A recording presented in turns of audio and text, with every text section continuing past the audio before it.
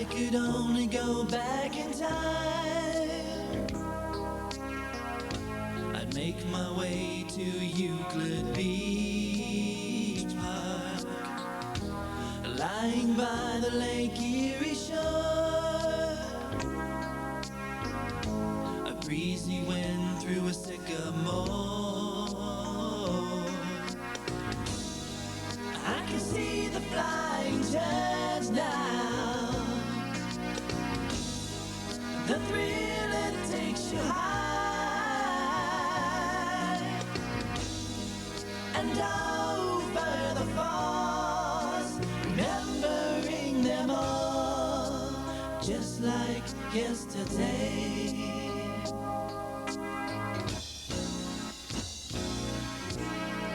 I can see those simple things again,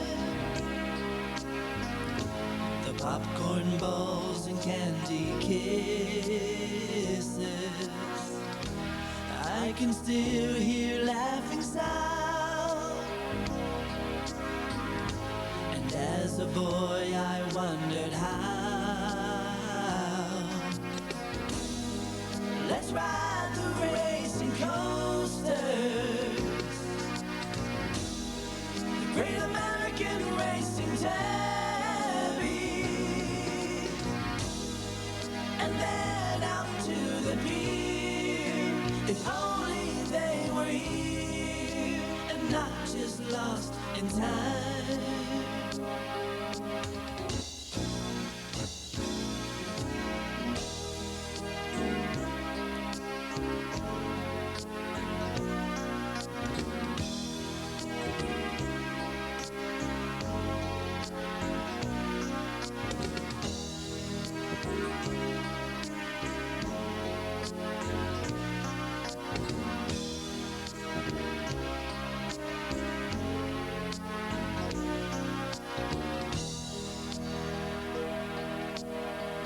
Folks dropping by the old dancing hall,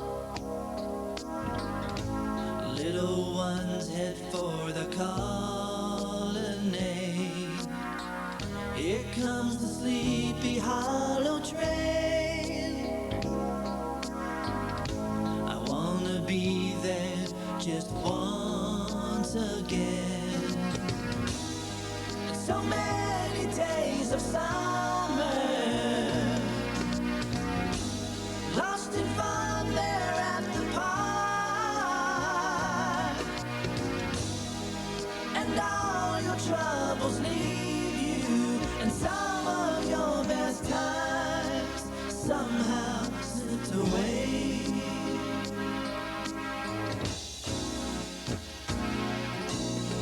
I still wanna see the rocket ships fly, and the carousel or two, and the arch that stands today. It's sad in many ways to think those days are gone.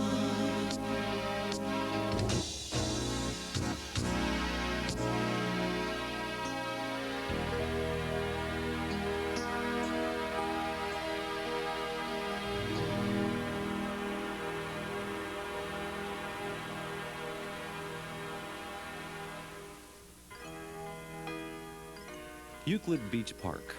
For hundreds of thousands of Ohioans, these three simple words mean a lot.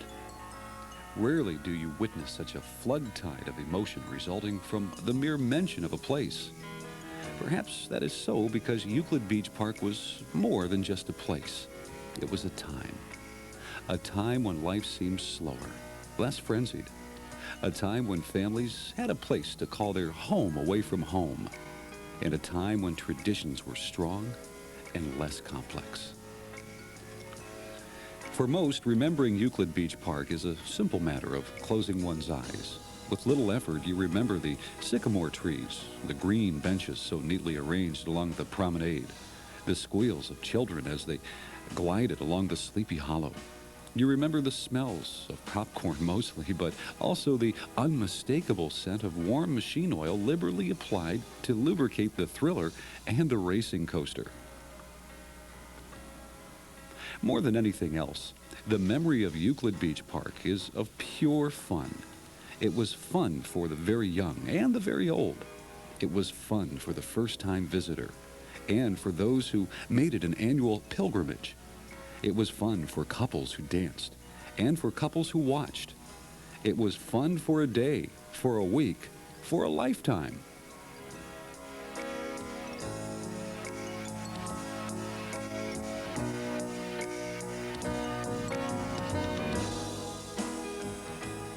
Every time I come down to State Park, I'll take my dog for a walk there. I see spots where it brings back memories to me. I can even hear them and see them actually in memories, the dancing and the music and the aerial dips and the places where this was and where that was. It's a sad thing. It's really sad to see something leave that was such a good park like that and just have memories of it. Many of you people probably remember the Loganberry drinks and the hot dogs and how good they were, and the popcorn and the candy kisses. It was great. It was great. And Laughing Sal, I laughed just to see the people laugh at Laughing Sal. she was really funny. And some of the people, you could just sit down on a bench there and just watch him, and you've had an entertainment for yourself. It was really good them days. The history of Euclid Beach Park is wrapped around a popcorn ball and the twists of fate that led Dudley S. Humphrey and his family to Ohio. What began as a simple idea, selling popcorn on a Cleveland street corner, grew into a successful family business and eventually led to ownership of Euclid Beach Park.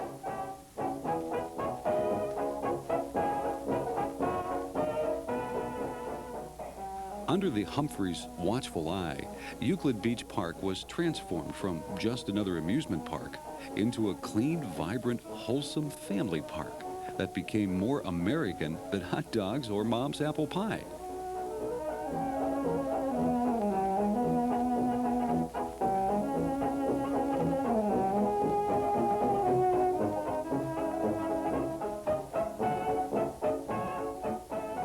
From the outset, the Humphreys knew that making park visitors comfortable was the best form of advertising they could offer.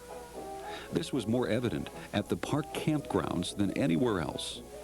In the early years, the campgrounds were heralded as clean, dry, and comfortable if you liked sleeping in a tent. By 1915, the Humphreys added a series of concrete cottages that made a week's stay at the park not only possible, but downright enjoyable.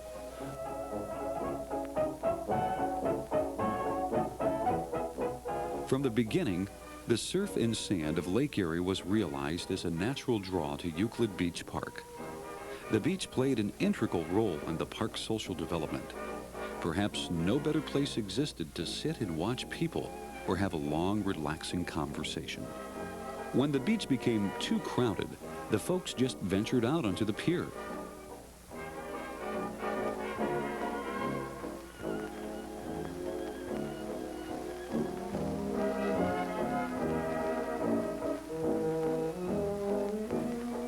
The pier, a fixture at the beach since its inception, spent each winter fighting off the mighty power of Lake Erie.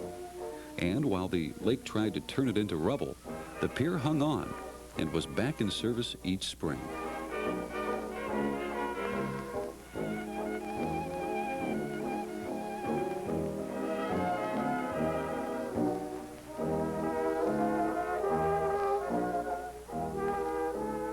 One of the traits that separated the early years at the beach from the later was the popularity of the company picnic.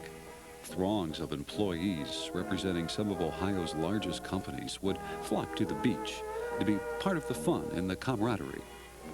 The Humphreys catered to the employees, providing each with a fun, clean, wholesome place to spend a day with family and co-workers.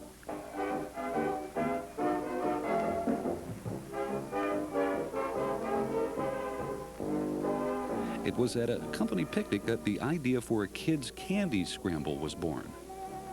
Simple in form, the results were never disappointing as kids scrambled to capture a piece or two of their favorite treat.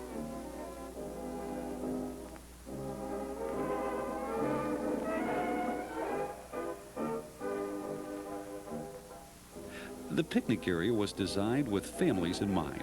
Clean and well organized, it was a joy to use. Many a family reunion unfolded at the beach each year.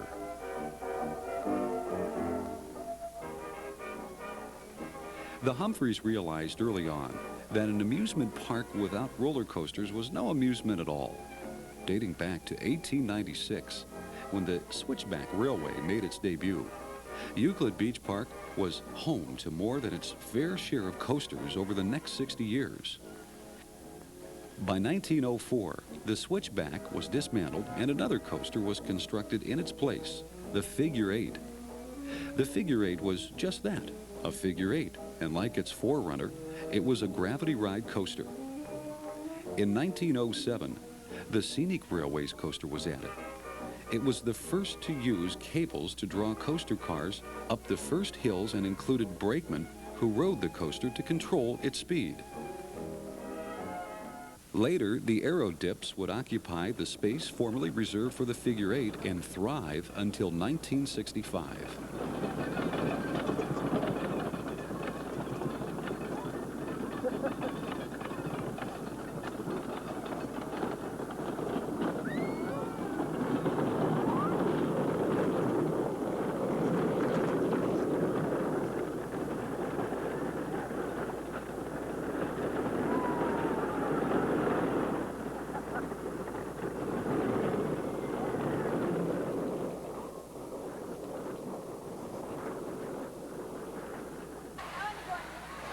In 1913, the racing coaster made its first run. What easily could have been billed as twice the fun of any ordinary coaster, the racing coaster featured two sets of cars racing on parallel tracks. This feature led to many a competitive race. Few ever knew park workers could and often did control the outcome of such races by choosing to use the built-in safety brakes. After all, that would have spoiled the fun.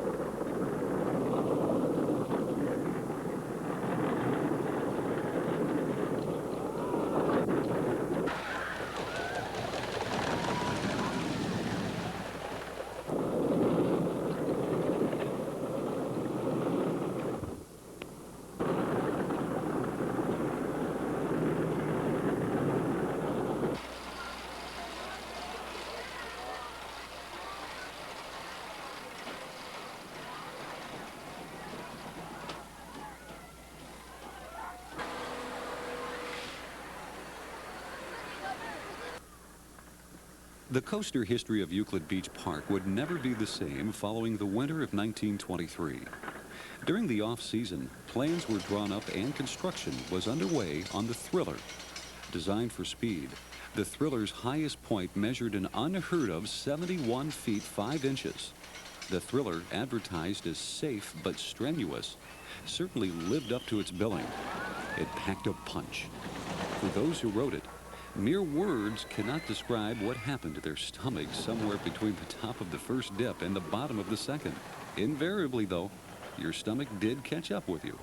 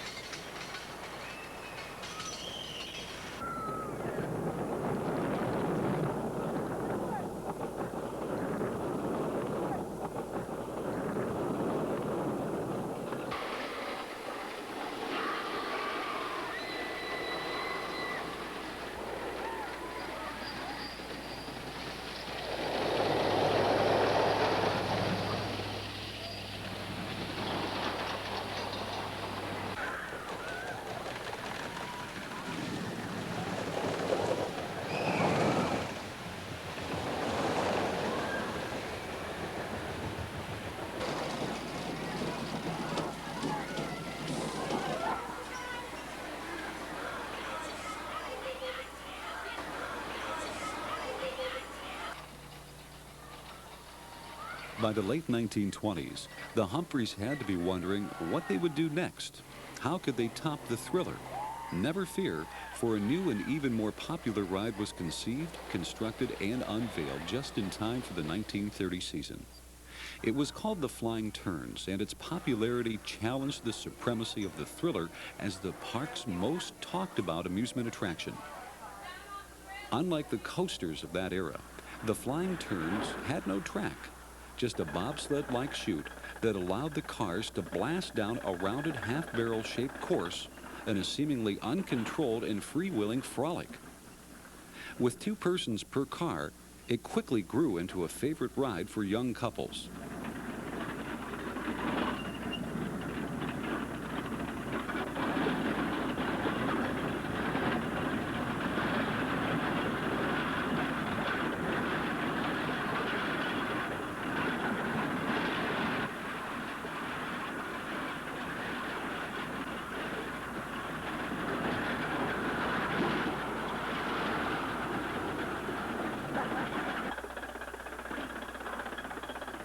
Flying Turns was a fun ride to operate. One of the highlights, of course, was the fact that you people were messy and you lost everything. I'm saying hats, glasses, glass eyes, false teeth, hair pieces, and if you owned it, you lost it. And I might like to add at this point that I want to thank you because a lot of you lost an awful lot of money on Euclid Beach Park as Flying Turns. And there were many days as a ride operator I made more money in the barrel, finding money in the barrel and in the car seats than I did in my paycheck. Well, one of the fun things about growing up in Euclid Beach Park as a child of a park employee, that we children had these rides to play with. We played hide and go seek and tag and various other things, just like the average kid did, but we had the rides to do them on. My 2 sisters were the first to learn how to roller skate down the Flying Turns. I got blamed for it because the steel wheels on the outdoor skates in those days put scratches in the barrel, and Fred Greenway wasn't the least bit happy about it. But anyway, after having gotten indoor skates, we continued to roller skate down the Flying Turns. We learned how later to do bicycles, ice skates, wagons. It was great fun being raised in Euclid Beach Park. And it was even more fun working for the park. While speed, thrills, and chills were the drawing card for most amusement parks, no park could be complete without a gentler mix of rides and attractions for the more meek of heart. As with most things, the Humphreys understood this concept very well. In 1903, the legendary Flying Ponies was erected. What made the Flying Ponies so unique was its design. Unlike earlier carousels, the Flying Ponies featured carved wooden horses that were suspended from the top of the ride. The Flying Ponies were also allowed to swing outwardly as the ride made its circular path. It was this action that led to the name Flying Ponies. Without a doubt, the grandest of all Euclid Beach Park carousels was simply known as the Carousel. Built by the Philadelphia Toboggan Company, the carousel was strategically placed at the hub of the park. This remarkable creation featured 4 rows of wooden horses that seemed to grow more lifelike with each rotation. Just one look at the details of the fantastic chariots, and you knew the carousel was molded from the hands of true craftsmen.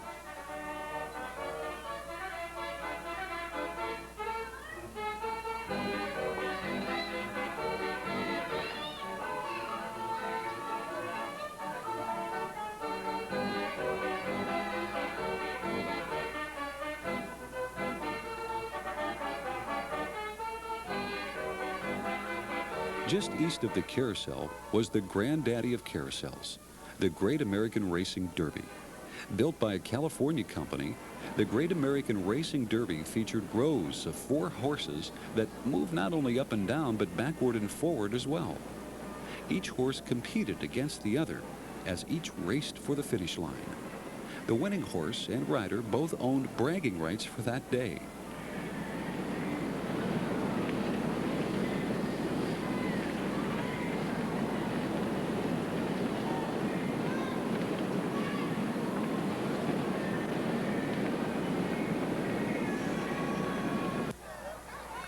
The Humphreys always had an abundant number of rides that cater to their slightly more tender patrons.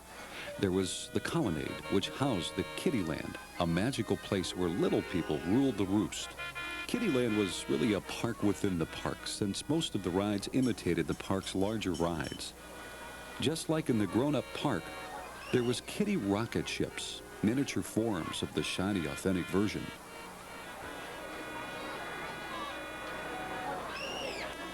Who could forget the helicopter ride, which let young aviators try their hands at being pilots?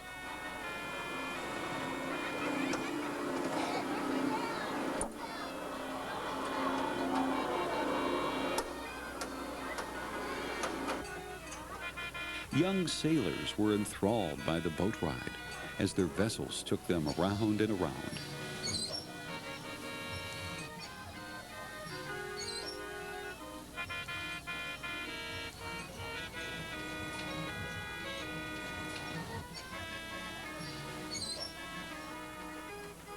There was the kiddie pony ride with majestic carved ponies that pulled kids around the circle.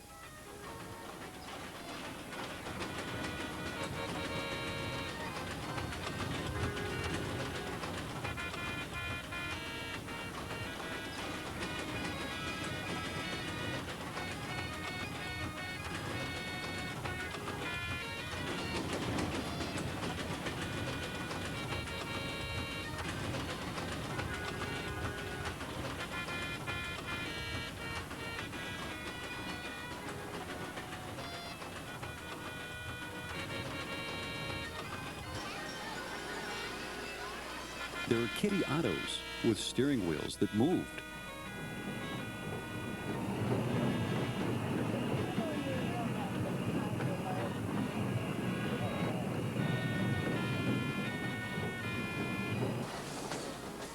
The kiddie whip was the junior copy of the larger ride that often served as the introduction to a lifetime of amusement park fun.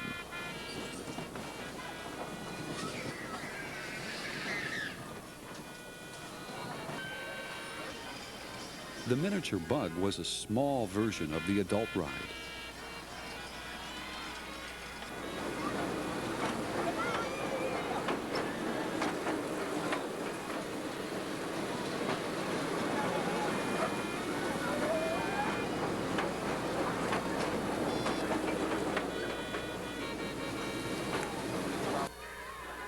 Youngsters mounted their wooden horse and instantly transformed into rootin' tootin' cowboys on this ride.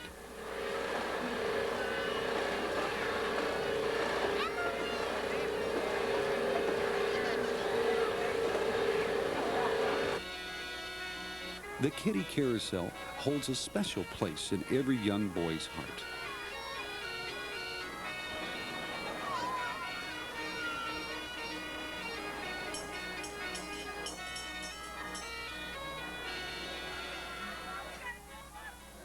Outside Kittyland were more rides just for toddlers.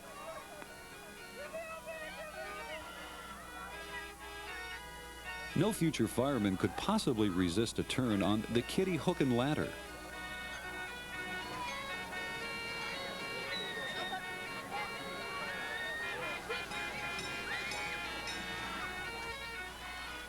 On the hand cars, you put your own muscle power to work, cranking your car around the circular track.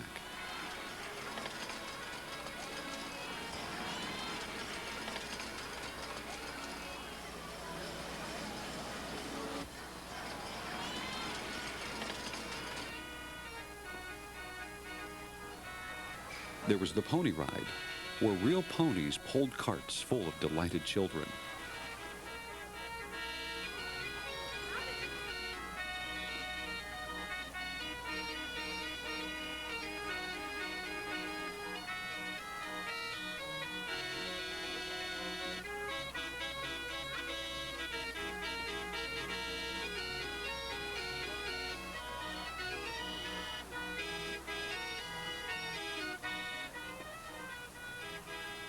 There was the kiddie over the falls that included a small hill and mini plunge at the end.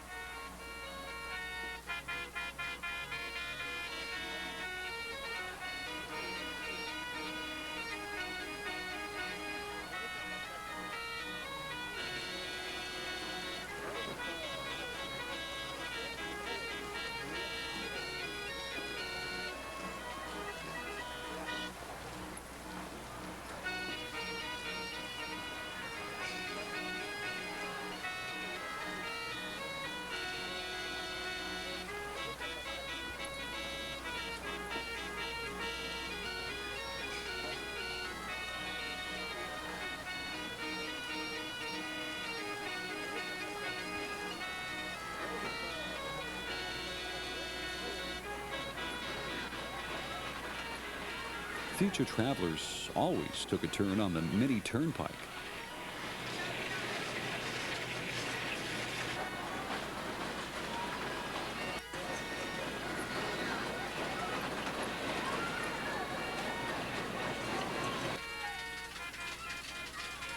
Kids eagerly awaited a ride on the famous Sleepy Hollow train.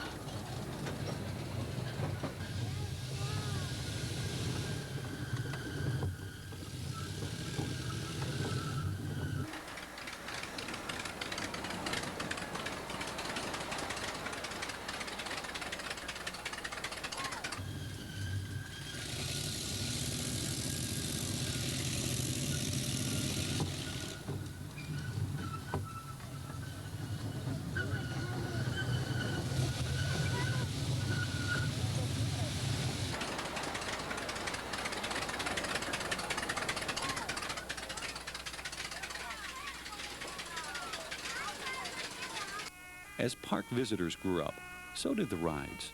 One ride that was either billed as a must-do or must-avoid was the bubble bounce. And while it had little to do with bubbles, it had everything to do with bounce.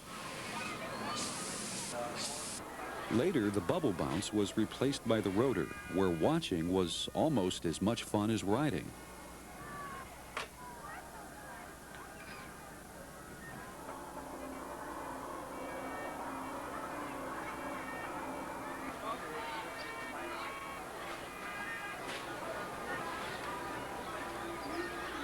Over the Falls presented riders with a couple of unique opportunities. On hot summer days, you looked forward to the cool splash at the end of the ride. And on any day, you looked for the chance to steal a kiss before you emerged into daylight.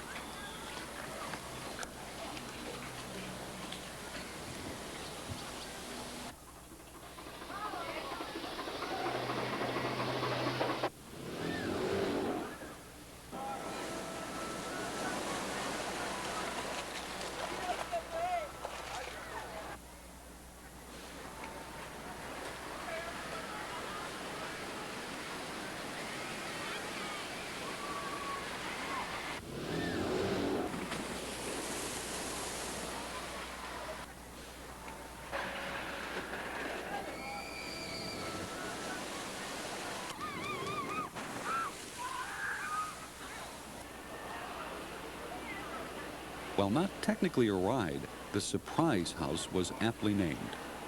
Designed to distort your senses, the surprise house rarely disappointed. slanted rooms, moving staircases, and of course, Laughing Sal.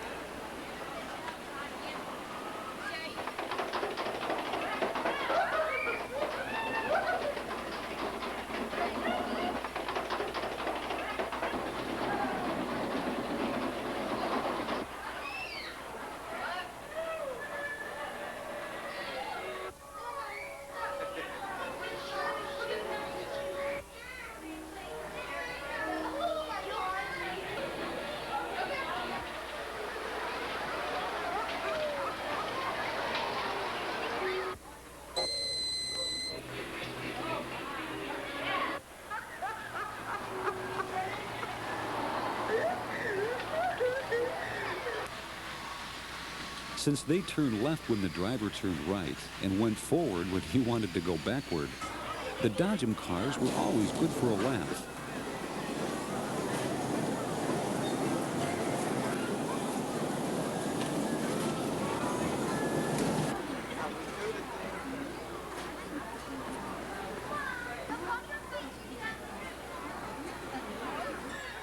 The Rocco planes looked like a Ferris wheel, but wasn't nearly as tame.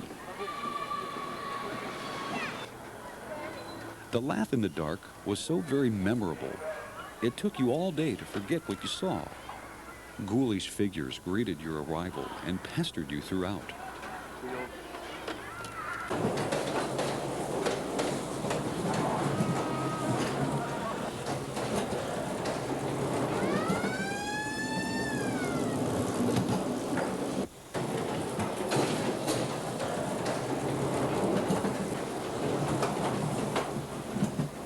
When it was over, you heaved a sigh of relief, paused for just a moment, and then ran back into the line for another go. People remember the laugh in the dark as the longest lasting ride in the park.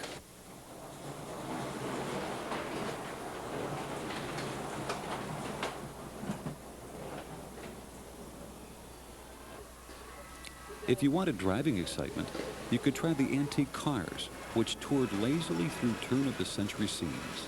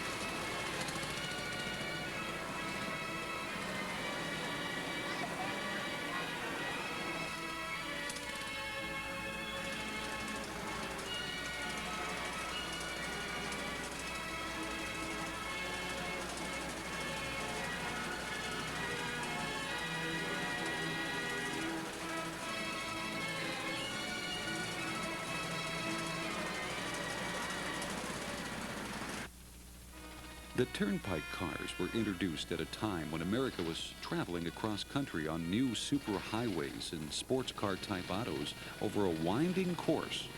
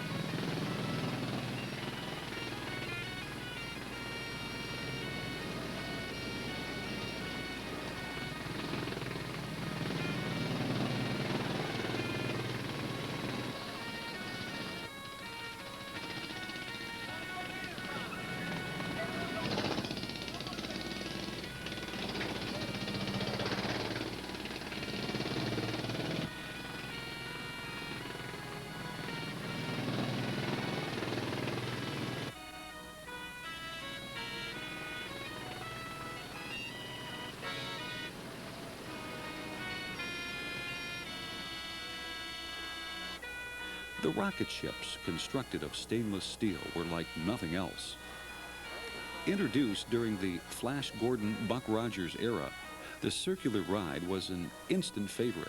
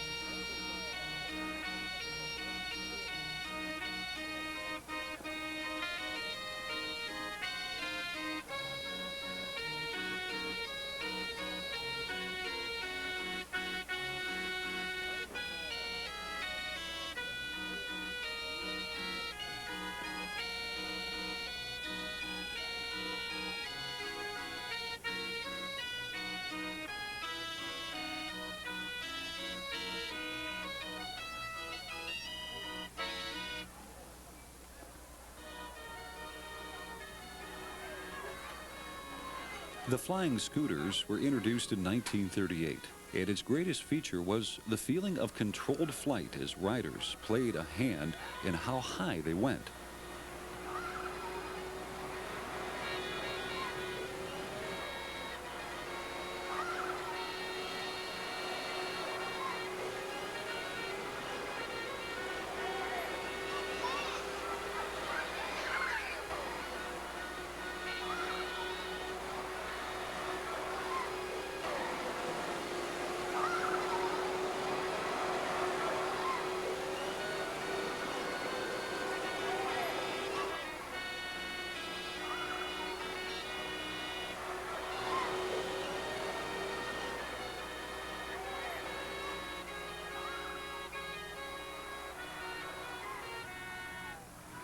For a quick tour of the park, you could hop on the auto train.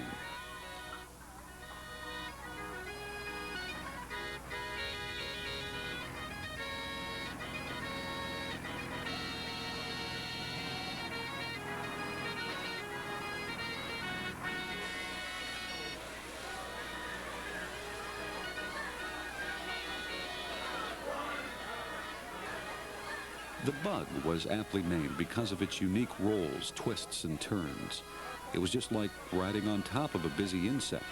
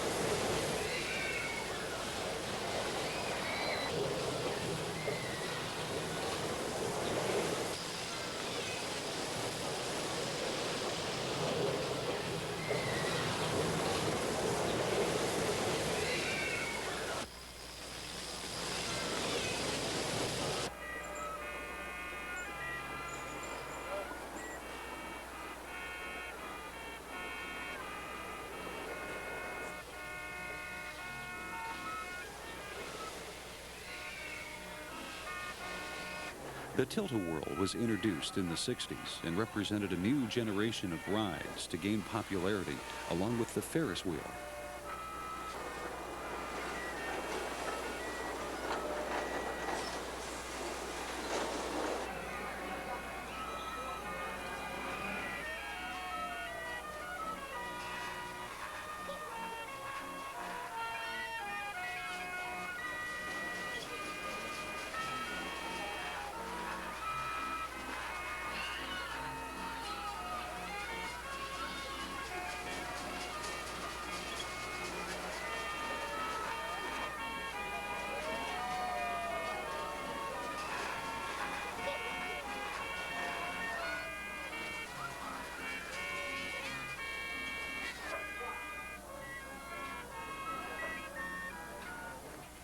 Also in the 60s, the Scrambler replaced the Rockoplanes.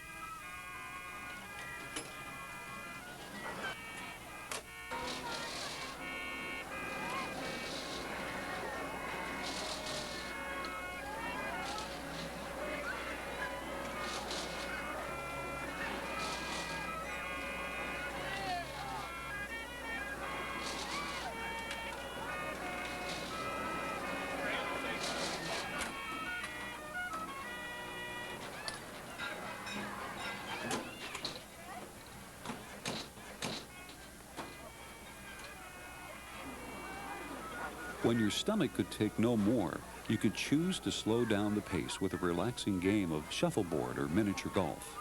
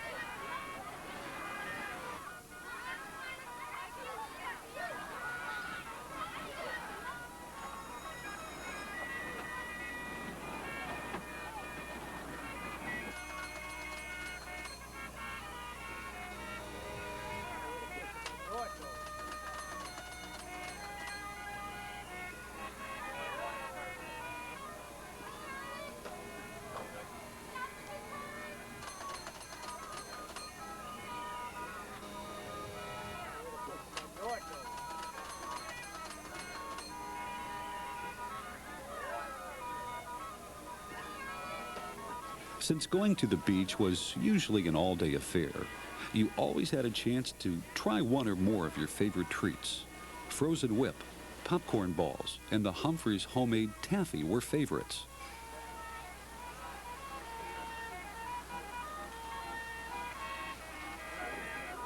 While Euclid Beach Park was certainly gone too soon, it's the memories that keep it alive.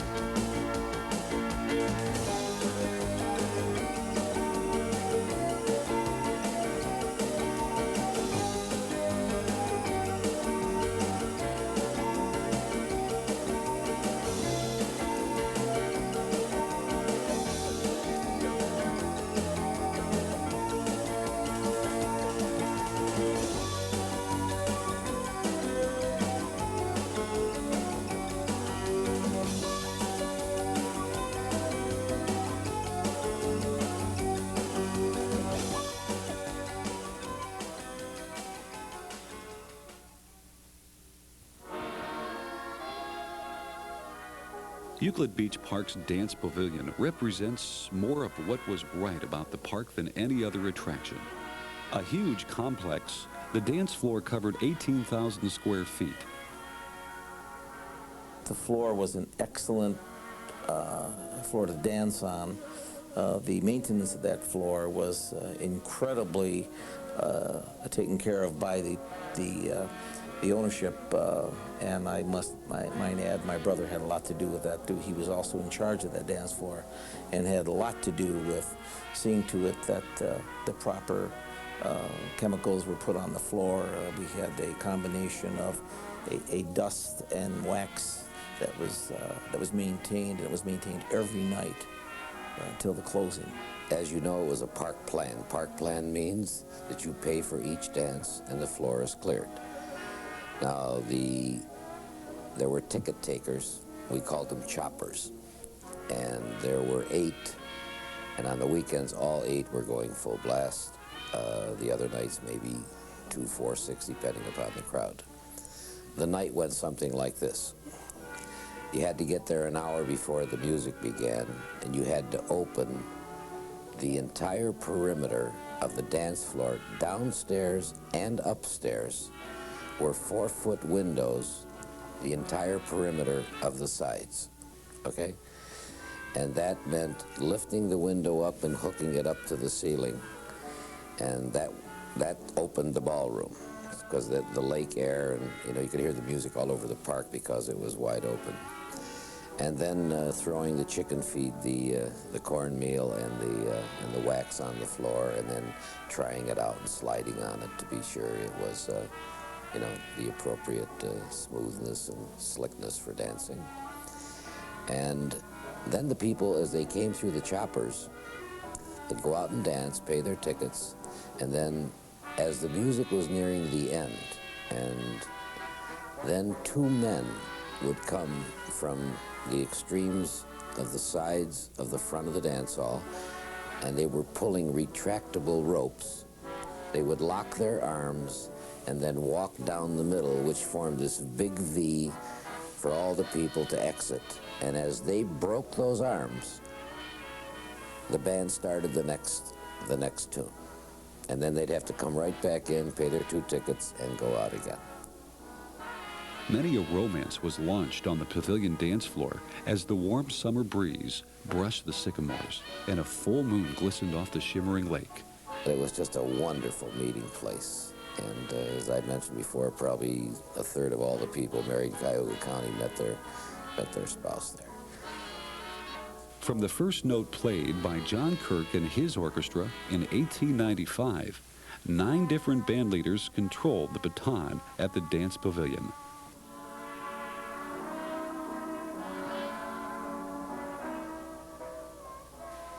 Vic Stewart took over the bandstand in 1945 and remained as orchestra leader until 1959. His tempos were danceable, and that's what he was known for, his danceable music. And if you understand that part of it, you can see why we had at least 100 to 150 regulars dancing at the park 7 nights a week.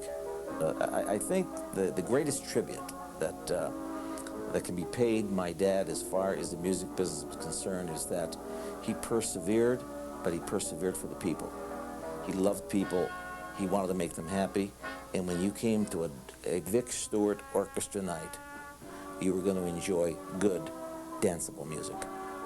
And to watch the people at intermission go in throngs right out the front door of the dance hall to the hot dog stand, to the popcorn stand, to all this, and then be back there for that first dance 20 minutes later.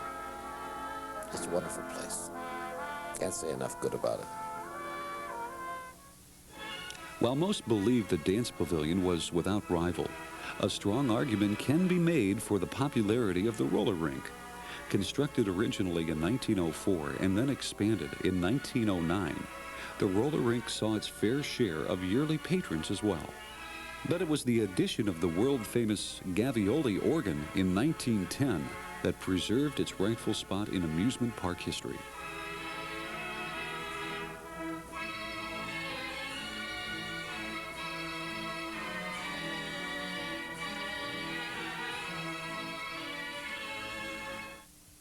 For most, Sunday, September 28th, 1969 holds little significance. Many say the end was inevitable. The beach, after all, was just another victim of the 60s, and the 60s forever changed most of America. Still others argue that Euclid Beach Park would have, could have, should have survived the turbulent 60s. But in the end, the grand old lady was silent, calmly awaiting a fate she seemed to somehow understand.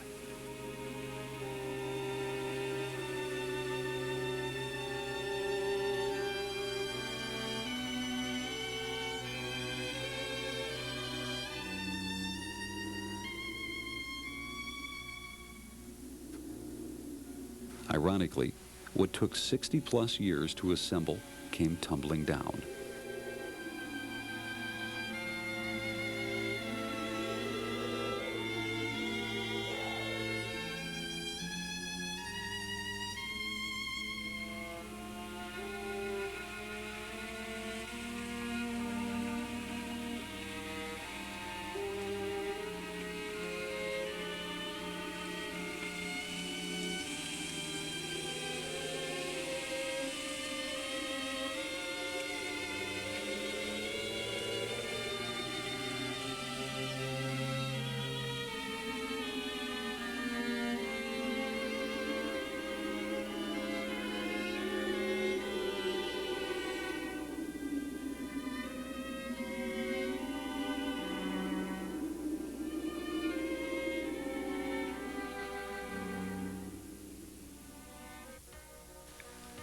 The screams of joy, the smell of fresh popcorn, the distant strain of a favorite melody were all muted by a disorder called progress.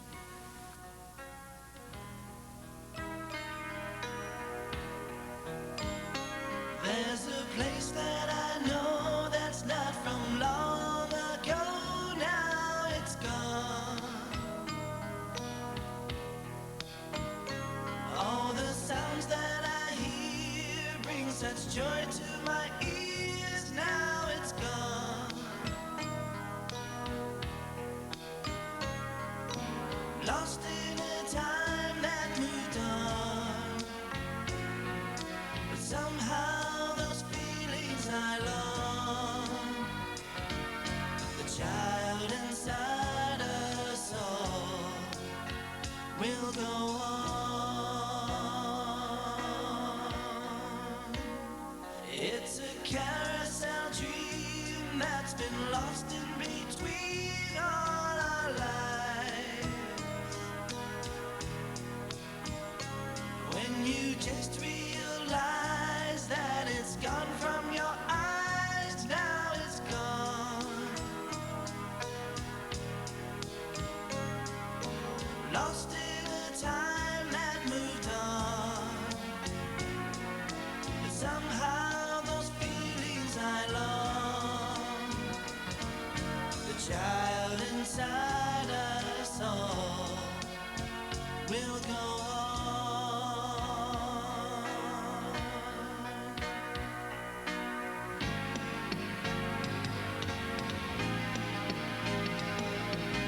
Why do things ever change? Somehow it's not the same. Take these last memories. It's a part of life I love so and don't want to let it go with time.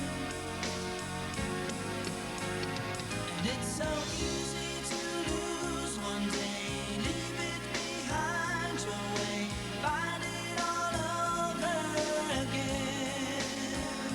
Oh, those were the days we miss, a dream and a wish away.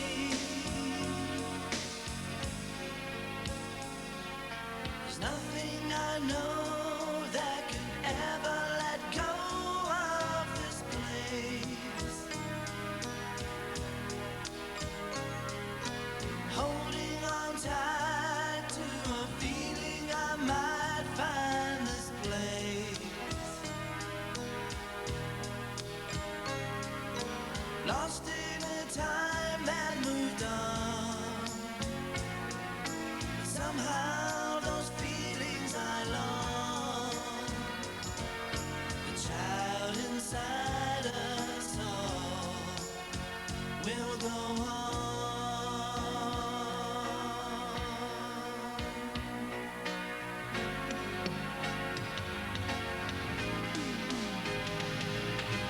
Why do things ever change? Somehow it's not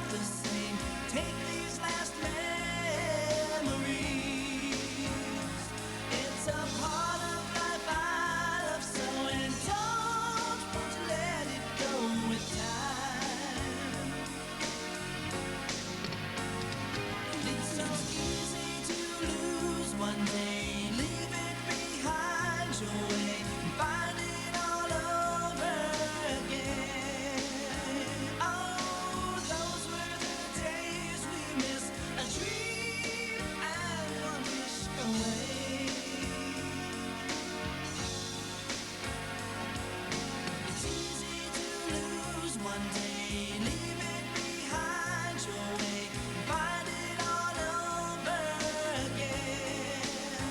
Oh, those were the days we miss, a dream and one wish away.